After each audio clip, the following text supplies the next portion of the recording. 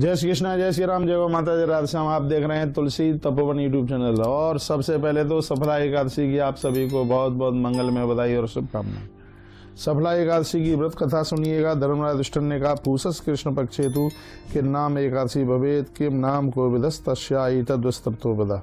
पूष के महीने में कृष्ण पक्ष में पड़ने वाली एकादशी का नाम क्या है प्रभु, उसके बारे में भगवान आप बताइए। तो भगवान श्री कृष्ण इस एकादशी की कथा सुनाते हैं। सबसे पहले सुन लीजिएगा, जो एकादशी के दिन एकादशी की कथा सुनता है उसे 1000 गौदान करने के बराबर फल प्राप्त होता है, ऐसा इस ग्रंथ में लिखा है।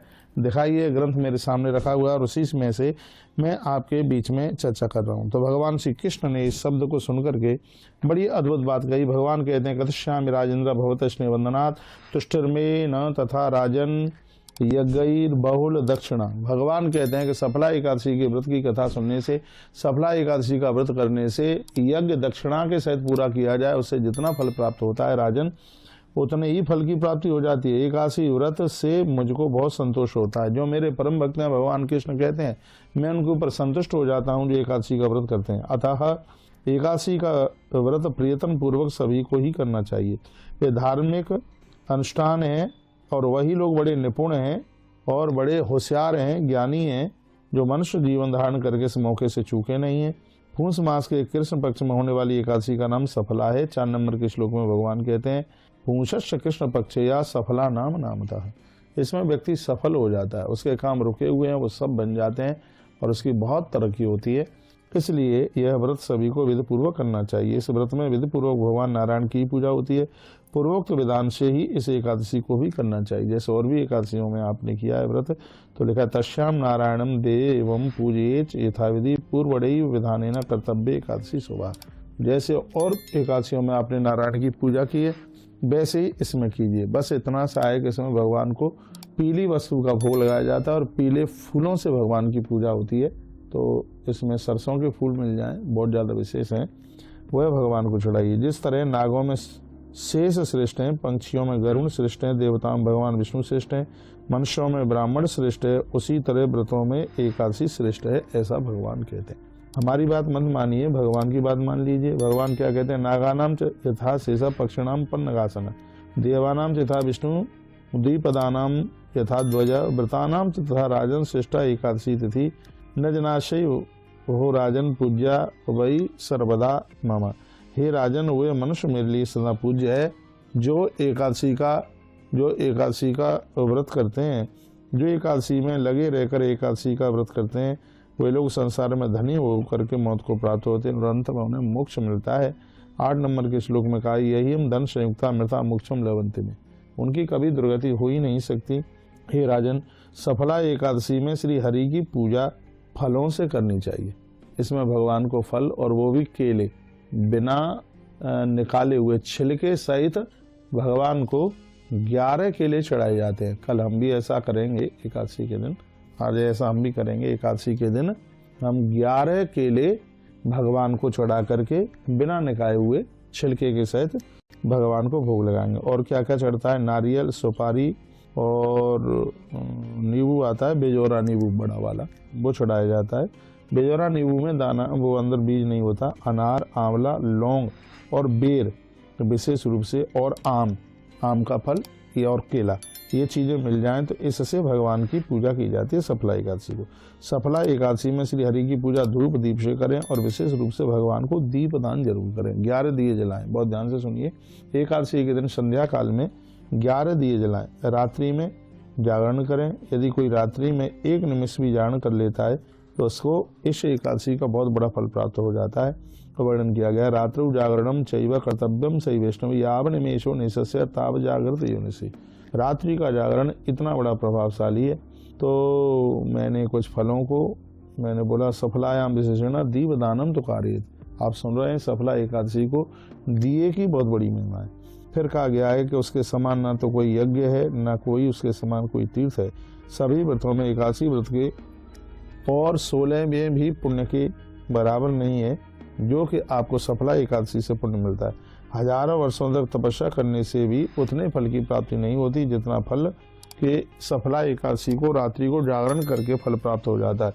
लिखा है ना, स्पष्ट लिखा है कि एवं वर्ष सहस्राणी तपसा नहीं व्यत फलम, हजारों सालों तक तप करने पर भी उतना प्राप्त नहीं हो पाता जितना कि एकादशी व्रत करने वाला व्यक्ति रात्रि को जागरण करके उतना फल प्राप्त कर लेता है। भगवान कहते हैं राजेंद्र आप सफला एकादशी की अब कथा सुने। अब भगवान सफला एकादशी की कथा सुना रहे हैं। क्या कहते हैं? चंपावती विख्याता पुरी महिष्मतस्य भभूवतश्च राजर्षे पुत्रा पंच कुमार का। मायासमती की विख्यात नगरी का नाम चंपावती था। उस राजसी के 5 पुत्र थे। उनमें जो सबसे बड़ा था वह सदा पाप कर्मों को करने वाला था। वह परस्त्रीगामी, वैश्यगामी और मदरा पीने वाला था। वर्णन किया गया 17 नंबर का श्लोक है। तेषाम मध्य तुजिष्टेवई महापाप रतसदा परदारा विशारी च वैश्या शक्तश मद्यपा। क्या कहा गया? उसने पिता की संपत्ति पाप कर्मों में ही खर्च कर दी। वह सदा असदाचारी था और ब्राह्मणों की निंदा करता था। 18 नंबर के श्लोक में कहा गया है वह सदैव देवताओं तथा ब्राह्मणों की निंदा करने वाला था। अपने पुत्र को इस प्रकार से देख करके राजा मायासमत बहुत दुखी हुए थे। उन्होंने अपने पुत्रों में उसका नाम जो लुम्पक नाम रखा था। फिर राजा और उसके भाइयों ने मिलकर उसको अपने राज्य से बाहर निकाल दिया। बड़ा खतरनाक था, उसको बाहर करना ही था। राजन काशतस्तेन पित्रा चैवत बंधुवी, घर के बांधव लोगों ने सब ने मिलकर उसे बाहर कर दिया।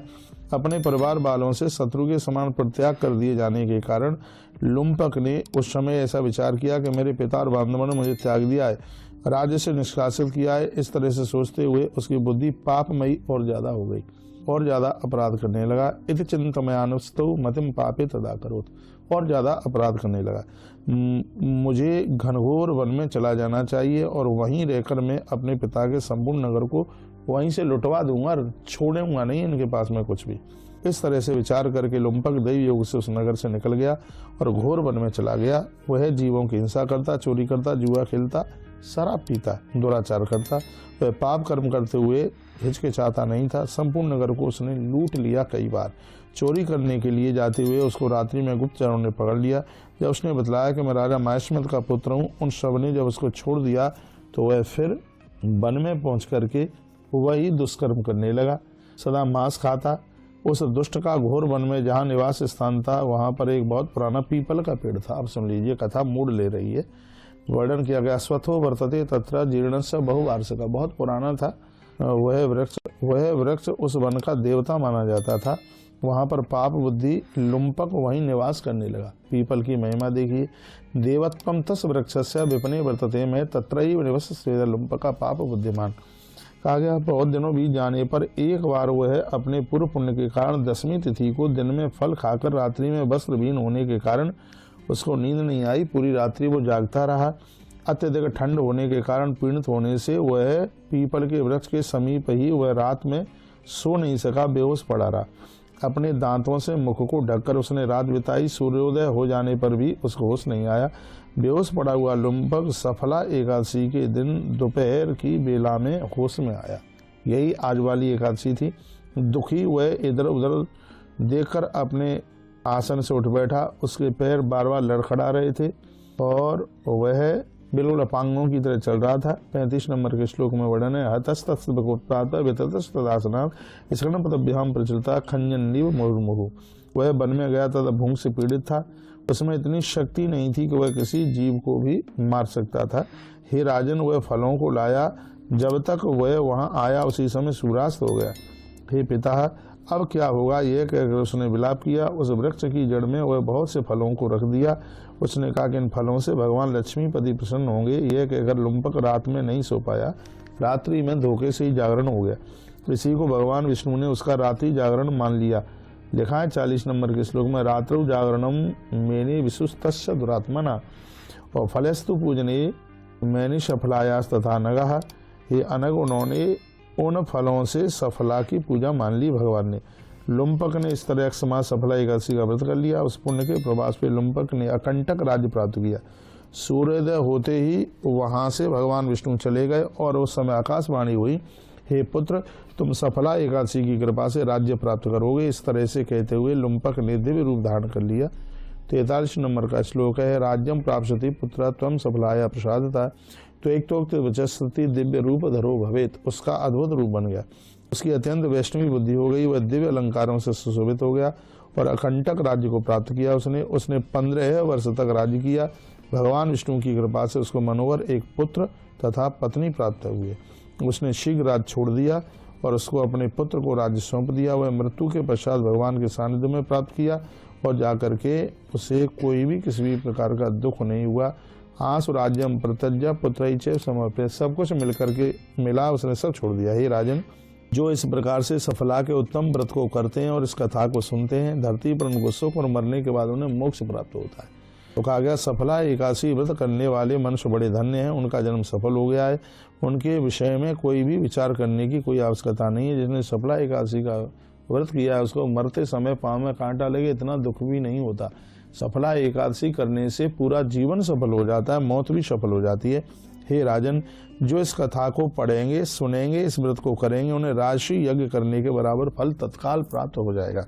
1000 गौदान करने के बराबर फल प्राप्त हो जाएगा। पठना श्रवणाशैव करणाक्ष विषाम पते राजसूयश यज्ञ स फल मापनोति मानवा।